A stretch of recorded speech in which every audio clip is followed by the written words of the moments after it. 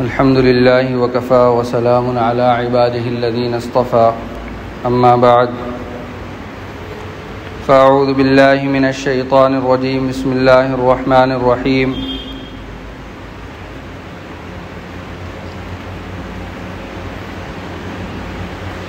وإذ قلنا للملائكة اسجدوا لآدم فسجدوا إلا إبليس أبى فقلنا يا آدم إن هذا عدو لك ولزوجك فلا يخرجنكما من الجنة فتشقى إن لك ألا تجوع فيها ولا تعرى وأنك لا تظمأ فيها ولا تضحى فوسوس إليه الشيطان قال يا آدم هل أدلك على شجرة الخلد وملك لا يبلى فأكلا منها فبدت لهما سوآتهما وطفقا يقصفان عليهما من ورق الجنة وعصى آدم ربه فغوى ثم اجتباه ربه فتاب عليه وهدى قال اهبطا منها جميعا بعضكم لبعض عدو فإما يأتينكم مني هدى فمن تبع هداي فلا يضل ولا يشقى ومن أعرض عن ذكري فإن له معيشة ضنكا ونحشره يوم القيامة أعمى قال رب لم حشرتني أعمى وقد كنت بصيرا قال كذلك أتتك آياتنا فنسيتها وكذلك اليوم تنسى وكذلك نجزي من أسرف ولم يؤمن بآيات ربه ولعذاب الآخرة أشد وأبقى صدق اللہ العظیم۔ یہ سورہ طٰہٰ 16ویں پارے کی آیات تھیں۔ آیت نمبر 116 سے 127 تک آپ کے سامنے تلاوت کی گئی، جس کے اندر اللہ تبارک و تعالی نے ایک واقعے کو ذکر کیا ہے، اور اس واقعے کو ذکر کرنے کے بعد ہمیں کچھ ہدایات دی ہیں، ہمیں کچھ اشارات دیے ہیں کہ ہمیں دنیا میں کس طرح سے رہنا ہے۔ ایسا نہ ہو کہ ہم دنیا میں جس کی دی ہوئی نعمتوں سے فائدہ اٹھا رہے ہیں، جس کے دیے ہوئے بہت سارے احسانات ہمارے اوپر موجود ہیں اور ہمارے اوپر ہو رہے ہیں، ایسا نہ ہو کہ ہم ان کے بارے میں کسی طرح کی کمی میں مبتلا ہو جائیں اور اس کے اندر ہم سے کوتاہیاں ہونے لگیں۔ یہ سب اشارات دیے ہیں ایک واقعے کو ذکر کر کے۔ واقعہ کیا ہے؟ واقعہ یہ ہے کہ حضرت آدم علیہ السلام کو اللہ تبارک و تعالی نے جنت کے اندر طین سے بنایا۔ طین کہتے ہیں ایسی مٹی کو جس کو روندا جاتا ہے۔ آپ نے دیکھا ہوگا بعض پرانے جو لوگ ہوتے ہیں کہ گارے کو مچایا جاتا ہے جب پرانے گھروں کی تعمیر ہوتی ہے پیروں سے، تو ایسی مٹی کو طین کہتے ہیں۔ تو اللہ تبارک و تعالی نے جب وہ پتلا بنایا اور سارے فرشتوں کو حکم دیا کہ فرشتوں سجدہ کرو، حالانکہ سجدہ کرانا مقصود نہیں تھا، مقصود کیا تھا کہ دیکھتے ہیں کون اطاعت کرتا ہے، کون بات کو مانتا ہے۔ اصل جو بات تھی وہ ماننے کی اور نہ ماننے کی تھی، کون مانتا ہے اور کون روگردانی کرتا ہے، کون نہیں مانتا۔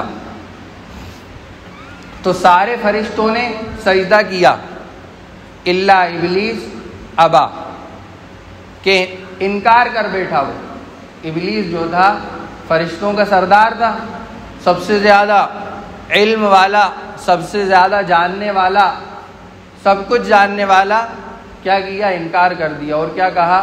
دوسری آیات میں اس کا تذکرہ ہے، کہہ رہے میں تو آگ سے پیدا ہوا ہوں، آگ سے بنا ہوا ہوں، اور یہ تو مٹی سے ہے، تکبر کیا اس نے، اپنے آپ کو بڑا سمجھا، تو اللہ تبارک و تعالیٰ نے اسے راندہ درگاہ کر دیا، دھتکار دیا، اور ہمیشہ کے لیے اس کے اوپر لعنت بھیج دی، مردود قرار دے دیا گیا۔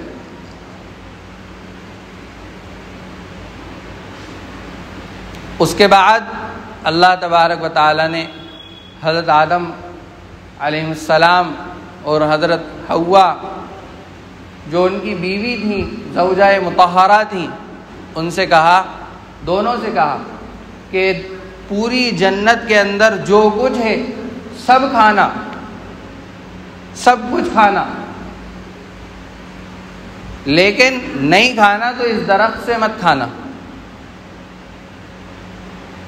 چنانچہ قرآن نے اس کا تذکرہ کیا ہے کہ وہاں نہ ان کو کسی پیاس کا تقاضا تھا، نہ وہاں کسی دھوپ کی تپش تھی، ہر چیز سے وہ بچے ہوئے تھے، پیاس کی شدت سے بھی بچے ہوئے تھے، دھوپ کی تپش سے بھی بچے ہوئے تھے۔ اور اللہ نے کہہ دیا تھا کہ دیکھو یہ شیطان جو ہے تمہارا دشمن ہے، فَلَا يُخْرِجَنَّكُمَا مِنَ الْجَنَّةِ فَتَشْقَى، ایسا نہ ہو کہ یہ تم دونوں کو جنت سے نکلوا دے اور تم مشقت میں پڑ جاؤ۔ مشقت کیسی کہ پھر تمہیں بھوک لگنے لگے گی، پھر تمہیں پیاس کی شدت لگے گی، پھر تمہیں دھوپ کی تپش ہوگی، اور پھر تمہیں لباس کی بھی ضرورت ہوگی۔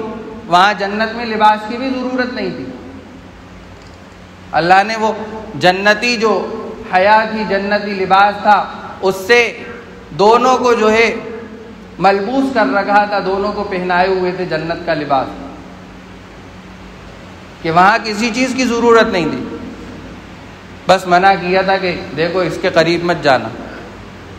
تو شیطان نے کیا کیا کہ بہکا دیا آ کے، اور کہا کہ یہ زندگی میں ہمیشہ، تم اگر زندگی کو ہمیشہ چاہتے ہو، ہمیشہ زندہ رہنا چاہتے ہو، اور تم بادشاہت چاہتے ہو ہمیشہ کی، تو اس کو کھا لو۔ ہمیشہ کی زندگی اگر چاہتے ہو اور ایسی بادشاہت چاہتے ہو جو کبھی ختم نہ ہو، تو اس درخت کو کھا لو۔ آج شیطان ہمارے پاس بھی آتا ہے، اگر کمائی چاہتے ہو تو دکان چھوڑ کر مت جاؤ، چاہے مؤذن کتنی ہی اچھی اذان دے لے، شیطان ہمارے اندر بھی وسوسے ڈالتا ہے، فوسوس الیہ۔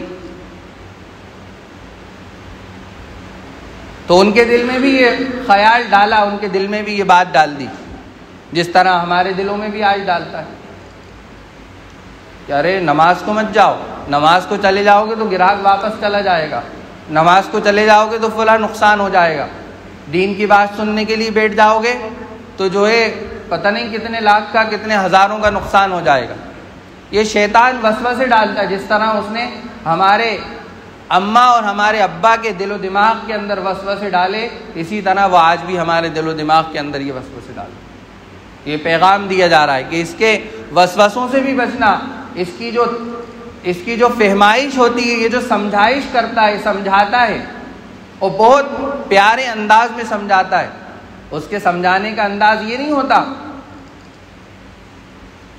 کہ کوئی بھی ڈائریکٹ کوئی بات سمجھا دی، نہیں، بڑے پیارے اور نورانی طریقوں سے، نورانی داو پیش سے وہ سمجھاتا ہے۔ ایک آدمی نے ارادہ کر لیا کہ نماز تو جاؤں گا میں، دین کی بات سننے کے لیے بیٹھوں گا آج مسجد میں۔ اب شیطان اس پر راضی ہو جائے گا، چلو ٹھیک ہے، آ جاؤ مسجد، آ جاؤ۔ اب آپ مسجد آ گئے تو وضو اچھی طرح سے نہیں ہونے دے گا، وضو خراب، نماز خراب۔ وضو بھی اچھے سے کر لیا، نیت باندھ لی، اب دل کے اندر خیال پیدا کر رہا ہے، ارے وہ کام یاد کرو، وہ کام یاد کرو، وہ کام یاد کرو۔ اس طرح وہ فہمائش کرتا رہتا ہے، سمجھاتا رہتا ہے، کسی طرح اس کی نماز خراب ہو اور کسی طرح یہ جہنم کا ایندھن بن جائے، ہمیشہ ہمیشہ کے لیے، یا چند گھنٹوں کے لیے، یا چند دنوں کے لیے آگ میں جل جائے کسی طرح۔ اس کی پہلی کوشش تو یہ ہوتی ہے کہ ہمیشہ ہمیشہ کے لیے جہنم میں جل جائے، ورنہ ہمیشہ کے لیے نہیں تو کم سے کم کچھ دنوں کے لیے، کچھ سالوں کے لیے ایک نماز اگر قضا کر دی تو، ارے کسی کو یاد ہے وہ حدیث کتنے سال جہنم میں جلنا ہے. نماز قضا کر دی تو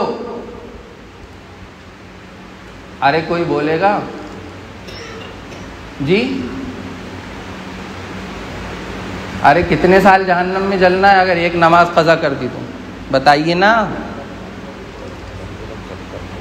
ہے صحیح بات، ابھی صحیح آواز بھی نہیں آ رہی میرے پاس. 2,88,00,000 برس جہنم میں جلنا پڑے گا. کس لیے؟ نماز قضا کر دی تو.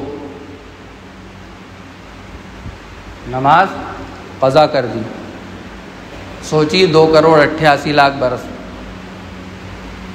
کسی زمانے میں کسی کی عمر بھی اتنی نہیں رہی ہوگی. پچھلی قوموں کی جو عمریں بڑی بڑی ہوتی تھیں، 1000 سال 2000 سال، کسی کی عمر بھی اتنی نہیں رہی ہوگی. اتنے سال جہنم میں اگر جلنے کے لیے تیار ہیں ہم، تو ایک نماز قضا کر دیں اپنی بس. تو یہ شیطان انشاءاللہ ہمارے حق میں فیصلہ کروا دے گا. تو یہ سمجھائش ہوتی ہے اس کی طرف سے. اگر ہم اپنے ایمان کے اندر پختہ ہیں، ایمان کی مجلسوں میں بیٹھ کر ایمان کے بول کو بول کر، کلمے کو پڑھ کر، وہ کلمے کو بار بار پڑھ کر اپنے ایمان کو مضبوط تر کر لیا ہم نے، تو ہم اس کے وسوسوں سے کسی حد تک بچ سکتے ہیں. اور اگر ہم بس آ گئے، نماز پڑھ لی، چلے گا، اس کو دین سمجھ لیا، تو کیا ہوگا کہ پھر وہ کہیں نہ کہیں آپ کو جلوانے کے لیے تیار کھڑا ہے. تو وسوسہ ڈال دیا حضرت آدم اور حوا علیہ السلام کے دل و دماغ میں. پھر کیا ہوا؟ جیسے ہی وہ کھایا تو وہ حیا کا لباس جو ہی اتر گیا. فَطَفِقَا يَخْصِفَانِ عَلَيْهِمَا مِنْ وَرَقِ الْجَنَّةِ. اور پھر کیا کرا دونوں نے کہ وہاں جو پتے وغیرہ تھے جنت کے اندر، اس سے اپنے آپ کو چھپانے لگے، اپنے آپ کو ڈھانکنے لگے. پھر اللہ تبارک و تعالیٰ نے دنیا کے اندر بھیج دیا کہ اب جاؤ، اب جنت میں رہنے کی جگہ ختم، اب زمین پر جاؤ. اب وہاں تمہیں پیاس کی شدت بھی ہوگی، بھوک کی شدت بھی ہوگی، کپڑوں کی ضرورت بھی ہوگی، اور دھوپ کی تپش بھی ہوگی. اس سے علماء اکرام نے مسائل نکالے ہیں. وہ مسئلہ تو ابھی نہیں بتاؤں گا میں. تو پھر کیا ہوا کہ دنیا کے اندر آ گئے. پھر اللہ تبارک و تعالیٰ سے خوب راز و نیاز کیا، خوب توبہ استغفار کیا، تو اللہ تبارک و تعالیٰ نے ان کی توبہ کو قبول کیا اور ان کی رہنمائی کی، ان کی رہنمائی کی. پھر آگے جو پوائنٹ ہے جو مجھے بتانا مقصود ہے اس واقعے کو بتانے کے بعد، وہ ہے کہ وَمَنْ أَعْرَضَ عَنْ ذِكْرِي. اور جو ہمارے ذکر سے، یہاں ذکر سے مراد قرآن بھی ہو سکتا ہے، قرآن سے، قرآن کے پڑھنے سے، قرآن کے احکامات پر چلنے سے، اور ذکر سے مراد رسول اللہ صلی اللہ علیہ وسلم کی تعلیمات بھی ہو سکتی ہیں کہ اللہ کے نبی کی جو سنتیں ہیں، اللہ کے نبی کی جو تعلیمات ہیں، ان سے جو بھی روگردانی کرے گا، اپنے آپ کو بچائے گا، اس سے پیٹ پھیرے گا، منہ موڑے گا، فَإِنَّ لَهُ مَعِيشَةً ضَنْكَ. ہم اس کی دنیا کے اندر سب سے پہلی سزا کیا دیں گے کہ اس کی زندگی کو تنگ کر دیں گے.